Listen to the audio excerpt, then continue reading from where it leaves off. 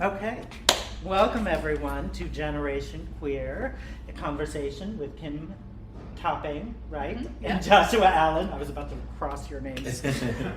My name's Greg Newton. I'm the co-founder of the Bureau of General Services Queer Division, along with my partner, Donnie Jokum.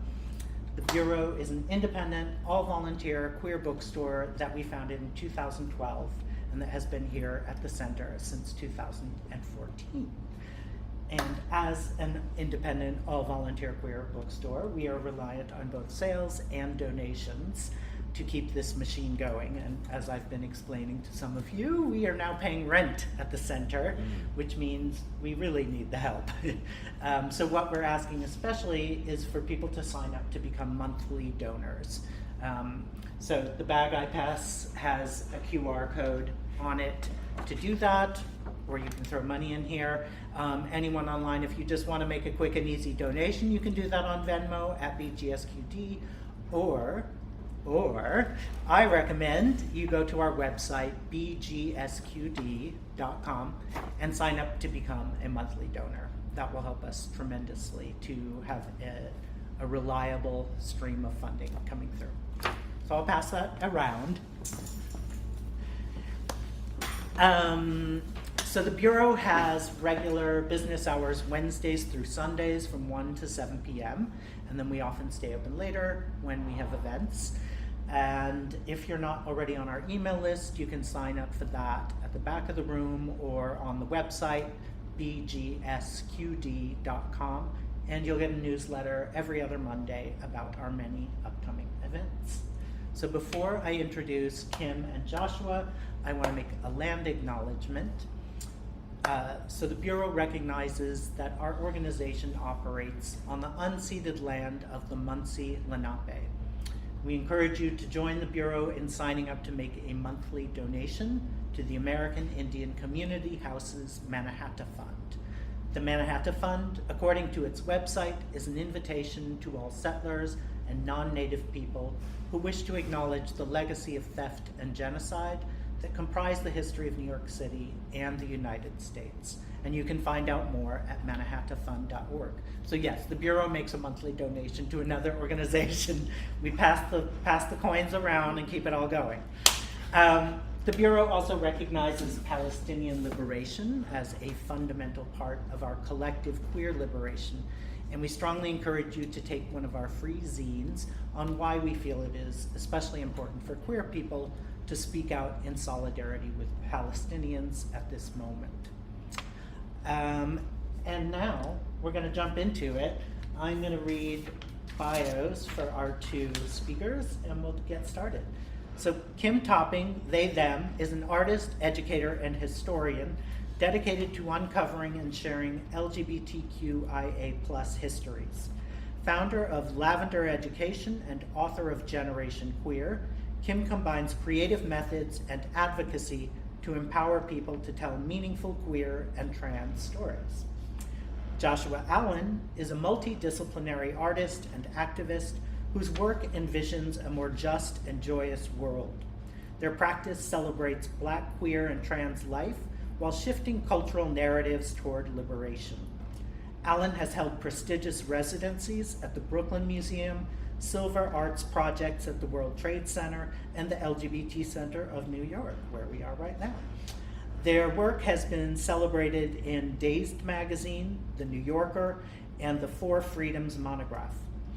As an organizer, they spearheaded a fundraising campaign which raised over $300,000 in just 18 days for Black trans youth.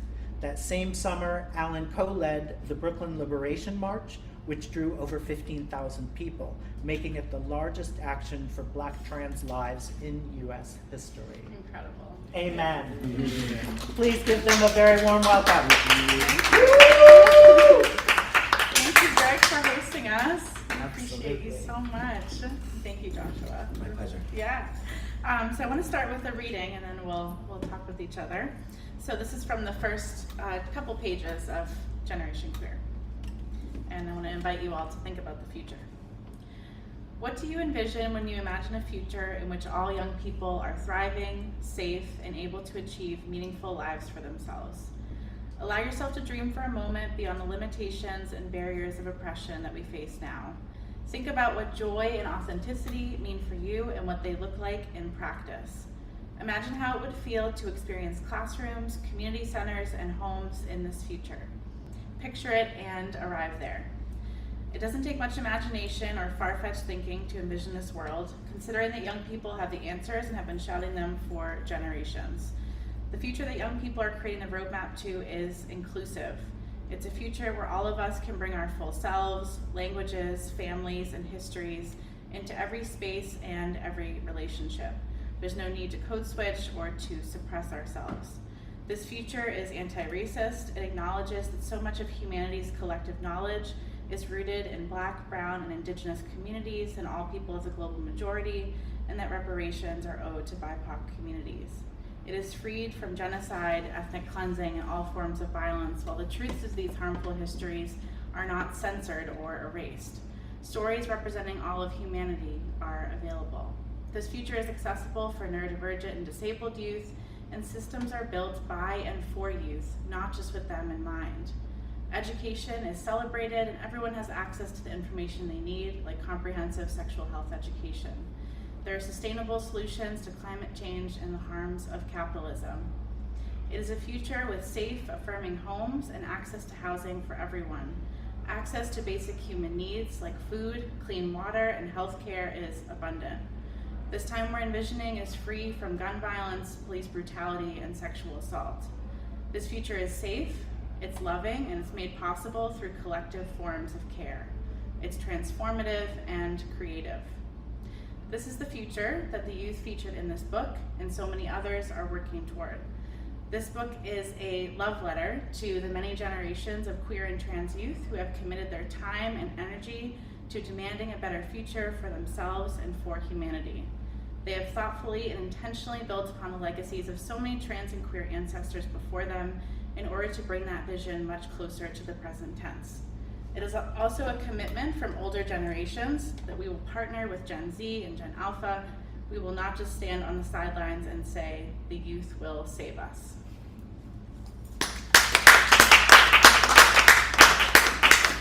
So, Joshua, I want to bring us back in time a couple of years to our first conversation was in 2022. It was actually one of the first interviews for the book, and I had learned about your work before that through following the development of the Brooklyn Liberation March. And we were simultaneously organizing the Trans Resistance March for Black Trans Lives in Boston, inspired by your work and others here. So I'm wondering if you can think back to that time and what your current self would have to say to that past self, or maybe what has changed or what has surprised you in that time. One, thank you for that question. Yeah. And two, I just wanted to acknowledge you guys who are here and you all who are on the live stream. It is an absolute pleasure to be in conversation with Kimm today here at the center, which feels like a second home for me, and this really marvelous space that is a home for many in our community. So I just wanted to acknowledge everyone, say thank you, and I'm excited to be here. We had a chance to speak over email in the previous days before this talk, and I thought about what I would want to say to myself back in 2022, that was 3 years ago now. I remember at the time, I thought a lot about how activists, particularly Black and brown activists from the United States, only really received their flowers and their congratulations after they passed away. When we think about it, back in the 1960s when Martin Luther King was assassinated, he was, the polling in the United States showed that he was an unfavorable character in United States history and that contemporary reality at the time. Martin Luther King was disliked by more people than he was liked by. And decades later now, he's seen as a public figure that's inspirational. He has a national holiday. People all across this country and across the world see him as someone to be revered. But at the time that he was alive, he was looked at as a villain. I thought a lot about Marsha P. Johnson and the great work that she did here in this neighborhood. When Marsha P. Johnson passed away, she died destitute. And it took a very long time for people to even find out what happened to her. There's the first definitive biography of her life came out earlier this year, published by a friend of mine named Tourmaline. And so at the time that we had conversations, I was very excited because I thought to myself, wow, things are really changing. I'm being acknowledged here in my 20s and celebrated as someone who has made a positive impact in the world around me. And that's something that has not happened for the generations before. And so I felt really proud and excited and motivated by the work that we began to do together. And if I want to look back at that time, what I would say to myself, I remember distinctly feeling like, wow, I think I can make an impact. I think I can change the world. I think that I could be someone who receives my flowers while I'm here. And the flowers that I'm looking to receive is to live in a world that's better than how I found it. And so at the time in 2022, I was thinking, I think I can. And what I would say to myself now is, Josh, you know you can. You know you can. And so that's maybe the biggest change that's happened in the few years since we began the talks to develop this book. Thank you. I love that mindset shift. That's so essential too for feeling energized and Actually, I want to ask a similar question to you. When you were creating this book, when you were creating this book, what was the vision for what you wanted to do and what you wanted to put out into the world?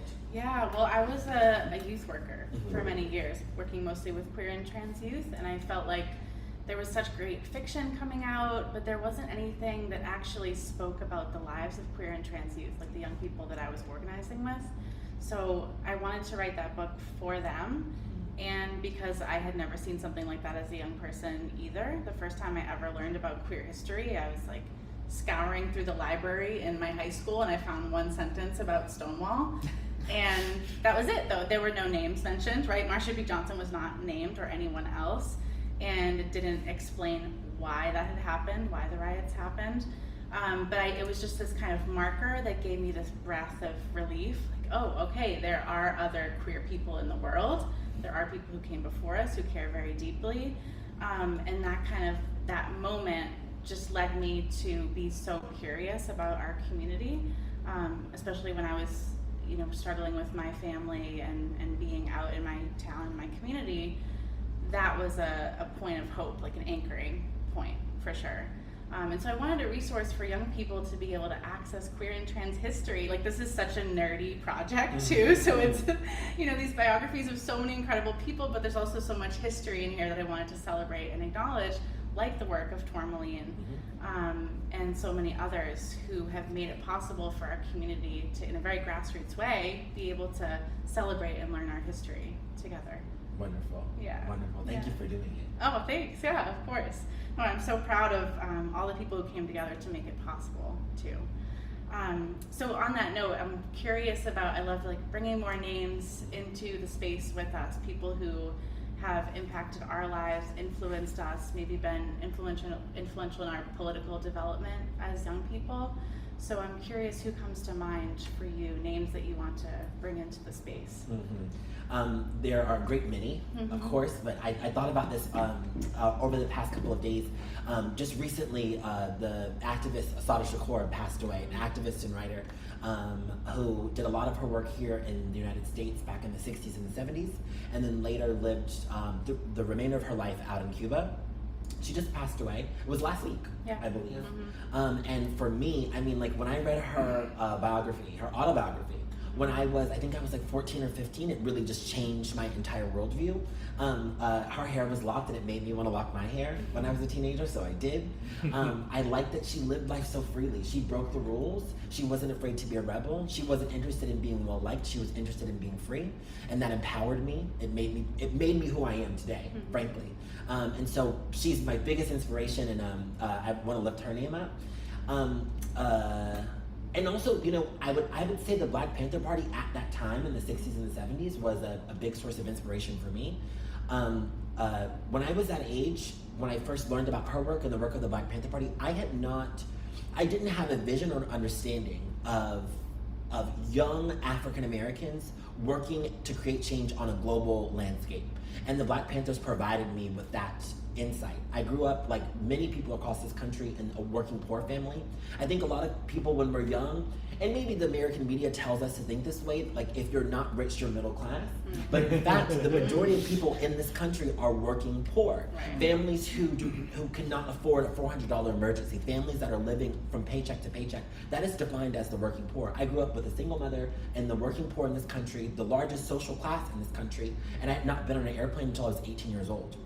And so seeing, when I was in high school, reading those stories, learning of people who had traveled the world, Black Panthers who went out to Cuba and to Vietnam and to China and started to affect change on a global level, I saw myself. I saw a level or a realm of possibility that I could exist in, and that informs so much of the work that I do today. Now I'm 29 years old, and I've been to Vietnam and done organizing work up there. I was a part of a big pride campaign out in Bangkok in Thailand years ago. I organized out in South Africa and was a part of the Feast Must Fall movement there, and I also supported a lot of the LGBTQ plus migrant caravans coming through Mexico back in 2018. And so I view myself and my life as a byproduct, as a part of that lineage and heritage that I come from. And it was people who came before me, now ancestors, like Assata Shakur, who kind of blazed that trail and made me think it was possible.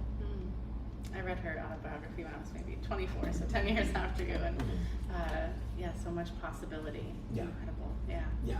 I wanted to talk to you about this. Yeah. I feel like maybe this is probably the question on all of our minds. I imagine that when you wrote this book and set out to write it, you could not have imagined what the country would look like in the year of 2025, and this book just came out a few months ago. Right. So we're living in a country right now where there are a number of book bans, and not just on books, but like bans on our identities and who we are and our stories, not just on books, but in schools, colleges and universities, and academic environments, in the art world. We think about what's happening at the Smithsonian and other museums and galleries across the country. We think about the National Endowment of the Arts being sliced and all kinds of federal funding. What has it been like for you, having the book come out at this really pivotal time in American history? Yeah. Anywhere and everywhere that we're telling the truth, right, is where we're being impacted. The book was delayed too, so it was actually strange that it came out at this exact moment. It was supposed to be 2 years sooner, I think, and was interrupted. So I felt a lot of nervousness, anxiety around it coming out at this exact moment, but I also felt that that was very important and powerful for us to continue publishing books about queer and trans youth, especially real queer and trans youth who are living right now.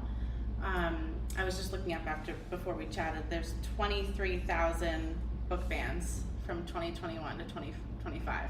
That's what PEN America just shared this week, 23,000 book bans. And today is actually the start of Banned Books Week. And that, I think, brings some inspiration too. There's a coalition of people who are organized around protecting books, and so many incredible librarians, educators who bring books to young people who need them in this moment, right? So I'm also I teach one course at Harvard called Queering Education, which is a great course to teach right now at Harvard. Yeah. So on a weekly basis, I've been named in conservative outlets. So that has been escalating for sure. God. Before, I've been teaching this course for 3 or 4 years, nothing. But this year it has been escalating significantly, for sure, yeah. And that's true for everyone. That's true for everyone who's doing movement justice work. They're being named, targeted, and the intention, of course, is to make us fearful and to make us silent and to push us back, right? And so I think just being inspired by those around me who are also in similar situations, and relying on each other, protecting each other, that has kept me, going in this moment, for sure. I'm so sorry to hear that, though. That has to be terrifying, you know? Yeah. And so I was curious as to what your experience was like, but hearing that, it makes me sad, but good on you for being so brave in the face of this and continue forward with your course and with this book. Congratulations.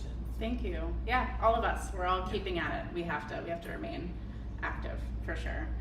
I'm wondering, Joshua, your work is at the intersection of so many things, but especially arts and organizing and culture shifting work. So I'm wondering if there's been a particular moment where all of those things have intersected recently that you could share with us. I think a lot of the work that I'm doing right now in the art world, it feels right. As mentioned, maybe when you were reading over the bios earlier, I'm a part of Four Freedoms, and if you guys aren't familiar, it's a very large artist collective.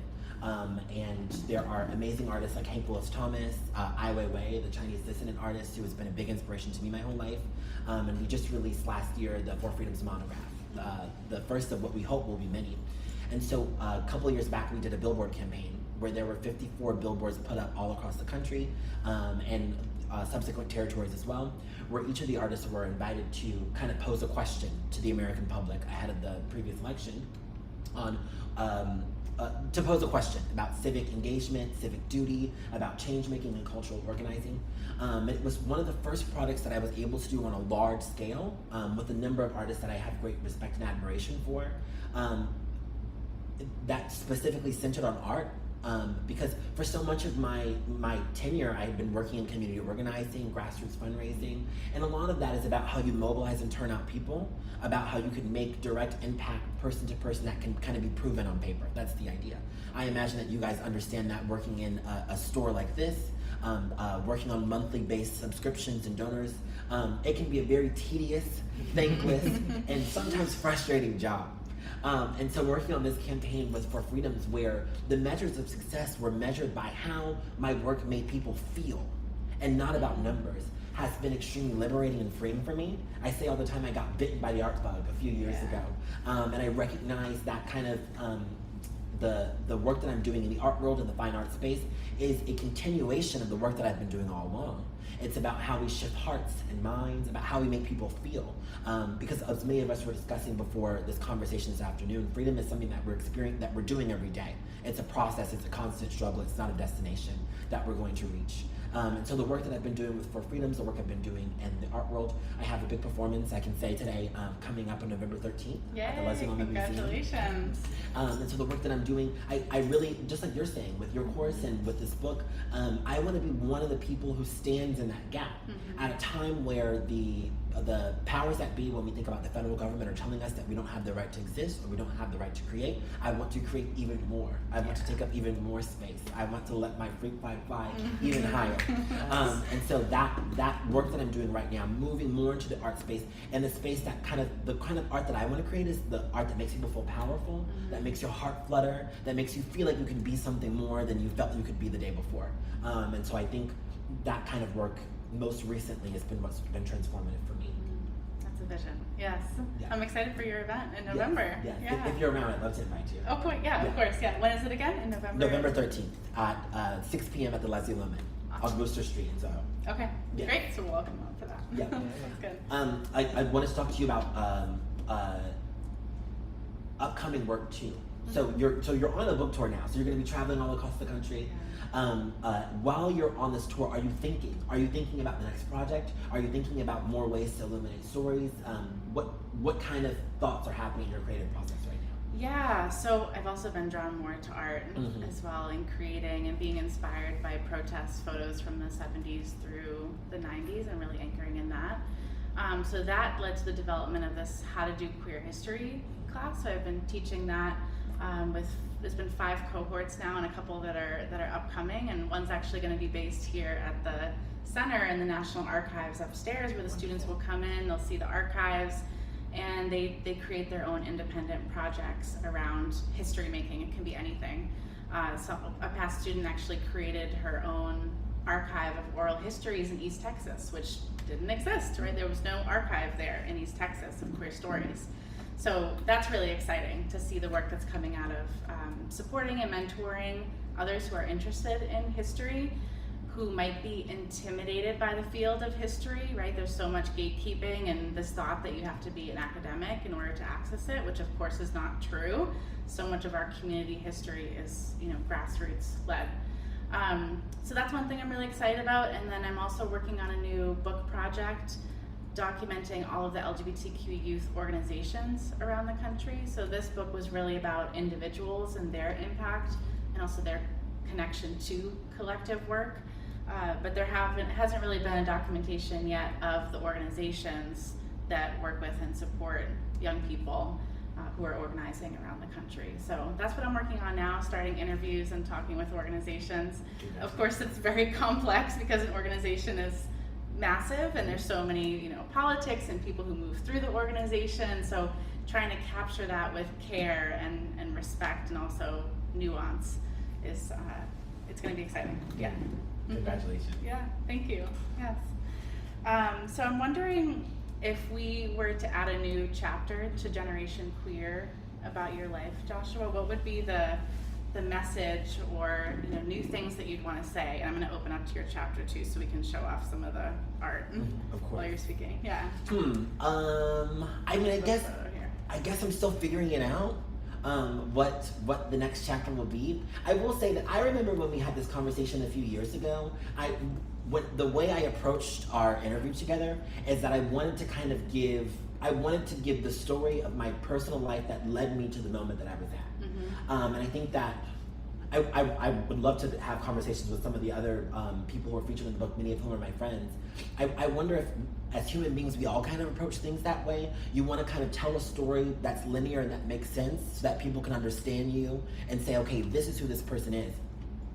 And maybe a part of that is we're always just trying to prove ourselves, right? We always want to be liked. We always want to be understood. It's in human nature, animals, we all just want to be understood. I think that if we were to write another chapter together, I would focus less on being intelligible to people or trying to paint a perfect linear story of this is the impact that I've had on the world. These are the communities that I've helped to organize. This is the money that I've helped to raise. This is the way that I've helped to change the world. And I think that, I would define my success and my legacy as an artist and as an organizer as the way that I made other people feel. Less of a destination, more of a journey. Because to me, that is where the room for excitement and power and community building is. That's where it all lies, especially today, and how we feel. And I think that our feelings and our ability to connect with each other offer us space to transform. So my next chapter would look like less proving myself and more owning the feelings of joy and excitement and power that I'm walking into today. Yes, and your impact. I love that. I always thought about that as a youth worker too. Like, how does everyone feel versus what are we doing? Like, let's check off the list of our program management and all this stuff. Irrelevant. How does everyone feel? Because that's what people remember the most. That's what I remember the most. So speaking of, I wanted to ask you this earlier too. When we were speaking to I'm curious. When you were speaking to other people in the interview process, were there any overarching themes that you saw over and over again? Were there any insights that you gleaned from having those conversations? Not just the couple pages in the story, but just the way that you spoke to people. Were there things that you learned from that you'd like to share with us? Sure, yeah. So we were talking earlier that there was this recurring theme that so many of the young people I spoke with didn't want to be labeled as an activist outright because they were dealing with maybe discrimination at school, for example, and they were fighting for their access to something very basic that we all should have access to, something like a bathroom or a sports team, and the media or whoever it might be was labeling them as an activist and politicizing them, right? And they're just kids. They're like, I just want to be a kid. I want to experience my childhood. And even though I value activism work, organizing work, I feel very connected to that now because I felt I had to. They said I don't want to be labeled as that first because I'm a person first. So that felt really meaningful, and that also shifted the entire kind of narrative and approach of the book, that it was really about the how. So it wasn't about, okay, here's 30 activists, it's organizers, educators, artists. How do they do it? How do they communicate with the world and find passion in how they fight for what they care about? So yeah, that was definitely one of the big recurring themes and felt really meaningful throughout.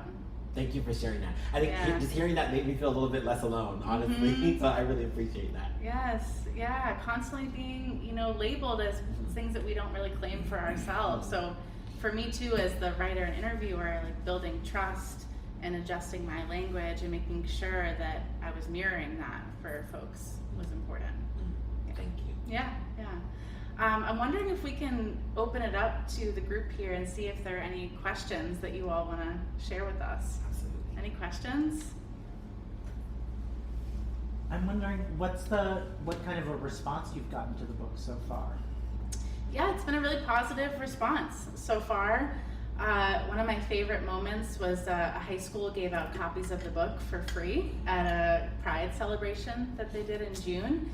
And one of the kids came up to me and said, "This person used to be my babysitter." Are you kidding me? So that was really sweet. But then I found them later and they were sitting in the corner reading the book. So seeing them enjoy it and take it in, it's those small moments that are really meaningful.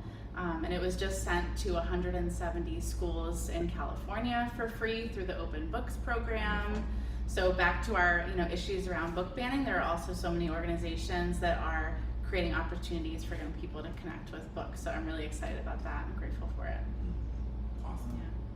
I would just, from the reactions that I'm getting, or having my friends see the book or hold the book when it first came out, or even just before it came out, I had an advanced copy. Yeah. And so I'd show it to my friends. I had like a party this summer. I recently moved, and so I had like a going away party, and I got to share a couple. I think I shared the advanced copy of this book, the Four Freedoms monograph that I shared a little bit earlier, and I was also on the spring cover of Days magazine too, earlier this year. And so I just had those all like on the table, and I would just say I remember this overwhelming feeling of joy and excitement, and maybe even going back to one of your questions, you were asking about people who you who I look up to from history that I wanted to call into the space. Someone else I really have admired over the years is Winnie Mandela, the activist from South Africa, also of course known globally as the wife of the president of South Africa, the first black president of South Africa, Nelson Mandela, but an activist in her own right. In her biography called A Part of My Soul Went With Him, she writes about how during the trials in the 1970s that saw Nelson Mandela and a number of other activists sentenced to 20 plus years in prison for being anti-apartheid activists, very relevant in this time, of course, with what's happening in Palestine. She wrote that during the trials, that her and many of the other women would go dressed up in their traditional garbs, would be dressed up, gorgeous and beautiful, because they weren't allowed to speak, obviously, of apartheid to Africa. Black people were not allowed to speak in public space and at that time. And so she would go, and many of the other women would go dressed up as their full traditional selves, and she would notice how it got people excited and motivated to continue to resist, even at a time where she was not able to verbally speak in public. And that, for me, was a great source point of inspiration. And in my own very small way, of course, I felt like that book, the magazine cover, the monograph, I could sense that same feeling of excitement. That even though we're dealing with so much backlash in the world around us right now, there are people still resisting in our full glory and our full selves, and I could feel people being excited. And so I think that was one of the impacts of the book that I've noticed, for sure. A great example of fashion and art as Yes. activism too, Yes. right? Yes. Yeah, which I know your friend Alok is also very passionate about, who's in the book too. Yes. Yeah. It also makes me think about growing up in the South, where people really didn't understand, and I grew up in the Deep South, that there were trans and queer people just living every day with no apologies, and it just was part of the community. There was, and that this reminds me, and they weren't referred to as activists. They were just really living their lives, which makes me think about a lot of black people during the 60s, who people have this fantasy that I truly grew up that black people weren't thinking about white people in the South.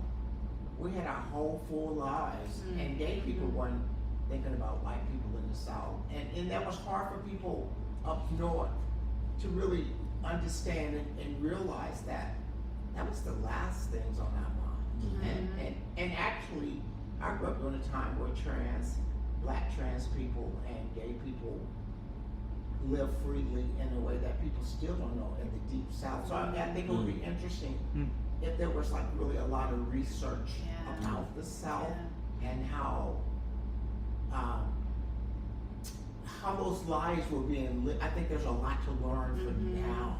There's more information there in those kinds of spaces that I think would be interesting, that if this time we could really be in those spaces doing the research, because I think we'd probably get more answers in the most unlikely spaces where people were doing this. Absolutely. Yeah, and I know the Invisible Histories Archive is based in the South, has been doing a lot of that work, and creating tours in the South for people to come on a bus and learn all around the South of queer and trans history that they've archived. In terms of like the resistance methods that you learned about, I think it's so cool to hear how even just showing up with a beautiful regalia is a form of resistance. Were there any other sort of creative resistance methods you encountered through the book, through the stories? Yeah, so many. Yeah, through art, but also through protest, through speaking, through education. Samir, who's in the book, started educating their educators. When they were very young, I think 13 or 14, when they first started creating these workshops for their teachers to teach them about LGBTQ communities. And then they expanded that, and they started traveling and sharing with educators in this model of kind of humility, right? That LGBTQ issues, people, history has probably not been shared with most people. Most people did not grow up learning about us. And so approaching educators with that humility of, okay, you didn't learn this, that's okay, but now it is time to do that, right? And having that understanding and empathy to build with them. So Samir definitely comes to mind. I also, I'm thinking of Trinity Neal, who's on the cover. She was 12 years old when we spoke, and she's, I think, 18 now. But her and her mom, they worked to pass legislation in Delaware that allowed for trans youth to access puberty blockers. And it was the first kind of legislation that allowed that. And they did that together. And they did it in really creative ways. Of course, they were working on passing these bills, which takes so much effort and skill, but they were also creating videos, like YouTube videos with different organizations, just talking about their love for each other, which is so crucial to see the love of a parent and a trans child. And then they wrote a book together called My Rainbow. I don't know if you have it in here, you might. And it's about their relationship and their love for each other. So I love the work that they do together, sharing their story. Yeah. Anything you'd add? Creative methods of activism? I like the fashion one. Mm-hmm. That the example you gave was really cool too. I think Skylar's in the book as well. Yeah, Skylar Baylor is yeah. a friend of mine, and I'm so I'm really fascinated by the work that athletes do in general. Not just trans athletes, but just any athlete, because it's athletics and sports, it imitates life, you know? It's about failure and achievement, it's about trying again, it's about getting hurt, it's about resistance, it's about victory, it's about camaraderie, and I think that when we think about how trans communities in particular kind of fit into this story, I think it's to me it's quite fabulous, you know, to go through stories of triumph and victory and failure and loss, and to do that in front of other people, and particularly as a trans young person right now. So I think Skylar's story has always been very illuminating to me. Skylar also has a book out too. That Yeah, came out a couple he of does. years ago.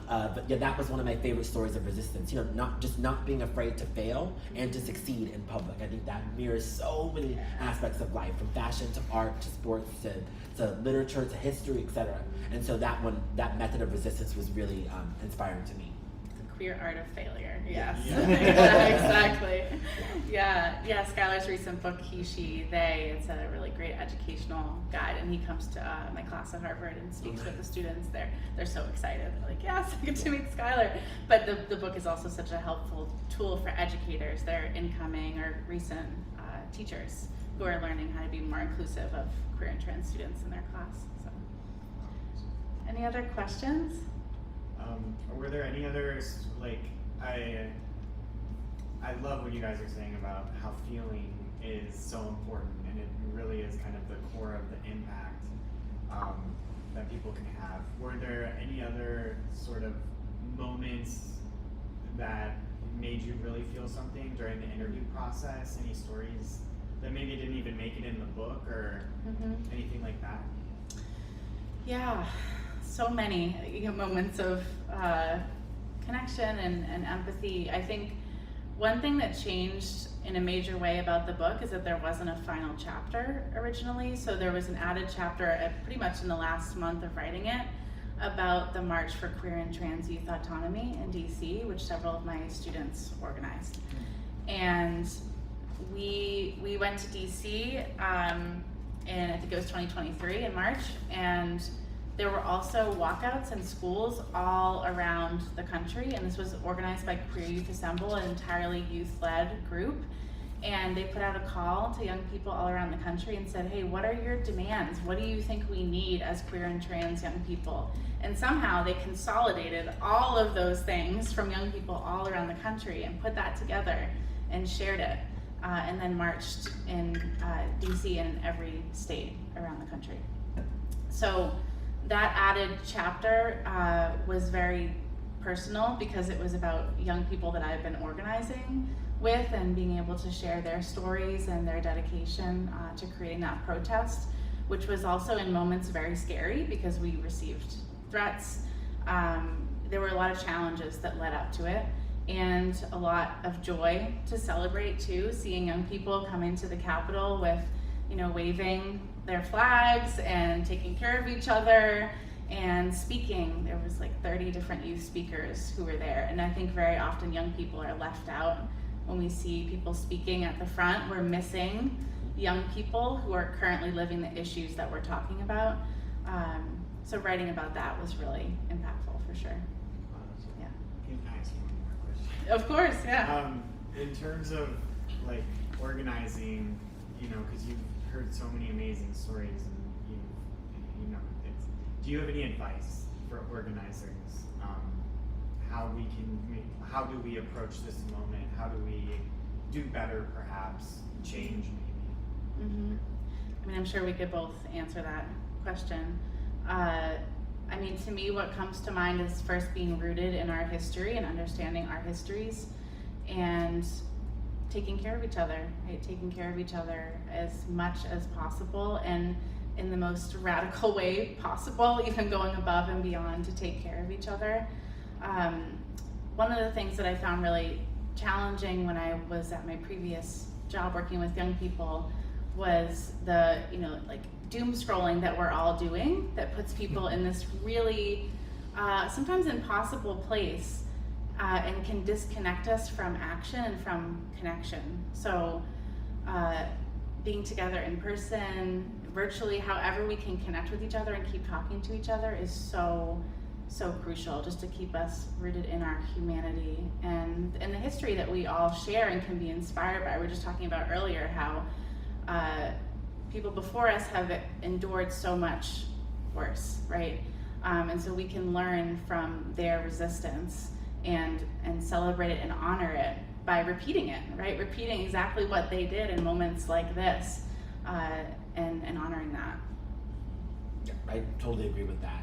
And I just, the only thing that I would add to it is just, it's something that I've been learning in my personal life, and I think it's been helping me as an artist and an activist as well, is that you can't let perfection get in the way of progress. Mm-hmm. And I'm someone, I struggle with that, like with anything. It can be the most simple thing. It can be like cooking dinner at night, I'm always thinking, how can I be better than the day before? It's okay to just be making slow and steady progress in the right direction. Like I was mentioning earlier, it's Dr. Angela Davis who says it, freedom is a constant struggle. And so I would, the advice or just feedback that I would give is that as organizers, we don't have to always try to be perfect or try to arrive at some utopia. It's just about making slow and steady progress, and that's what the people who came before us did, and it's just our job to continue to carry that legacy on. Mm-hmm. Love that. Yeah. Thanks for that question. Any other questions?